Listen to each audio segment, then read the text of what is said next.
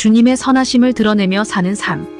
하버드 대학교 신학과 교수였던 영성가 헨리 나우엔에게 한 청년이 찾아와 사역을 위해 신학을 공부하고 싶다며 상담을 요청했습니다.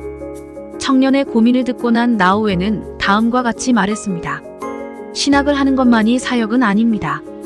무슨 일을 하든 만나는 사람들에게 예수님이 떠오르게 하는 사람이 진정한 사역자입니다. 다음은 헨리 나우엔의 책 예수님을 생각나게 하는 사람에 나온 사역자의 3가지 정의입니다. 1. 치유하시는 예수님을 생각나게 하는 사람입니다. 우리가 세상에서 겪는 상처와 고통은 오직 주님만이 치유하실 수 있습니다. 이 고난 가운데서도 먼저 예수님을 떠올리게 할 수 있는 사람입니다. 사람들은 고통을 이유로 주님과 멀어지려 하지만 정말로 주님이 필요할 때는 우리가 고통을 겪고 있을 때입니다. 3. 예수님의 인도하심이 무엇인지 생각하게 하는 사람입니다.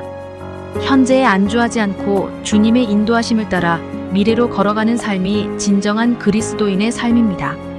지금 우리가 만나는 사람들에게 예수님을 전하고 예수님을 생각하게 한다면 그것이 주님이 원하시는 값진 사역입니다.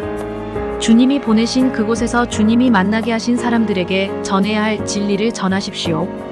매일의 삶 속에서 주님의 선하심을 드러내며 사는 방법에 대해 생각해 보겠습니다. 오늘의 말씀 빌립보서 2장 15절 찬송가 293장 413장. 이는 너희가 흠이 없고 순전하여 어그러지고 거스르는 세대 가운데서 하나님의 흠없는 자녀로 세상에서 그들 가운데 빛들로 나타내며.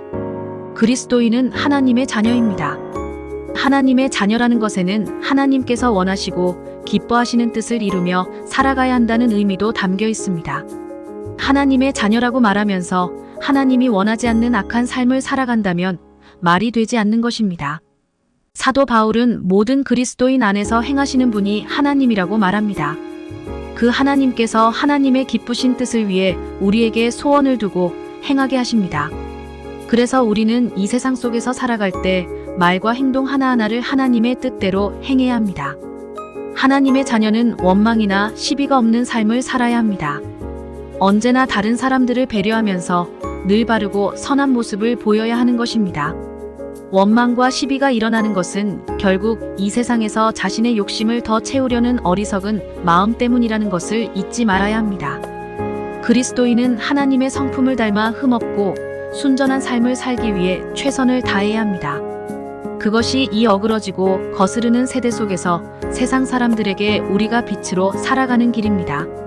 이 빛을 통해 세상 사람들이 주님을 알 수 있도록 살아가야 하는 것입니다. 복음을 들으면 싫어하고 더 나아가 복음을 증오하는 사람들이 너무나 많은 시대입니다. 이런 때에 우리 그리스도인은 복음에 어울리는 삶을 살아야 합니다. 우리가 세상 속에서 살아가는 모습을 통해 세상이 하나님을 만나는 아름다운 삶을 살아가시길 바랍니다. 오늘의 기도. 주님, 하나님의 선하시고 기쁘신 뜻을 알게 하시고 우리의 행실로 하나님께서 영광 받으시는 삶을 살게 하여 주옵소서. 예수님의 이름으로 기도합니다. 아멘.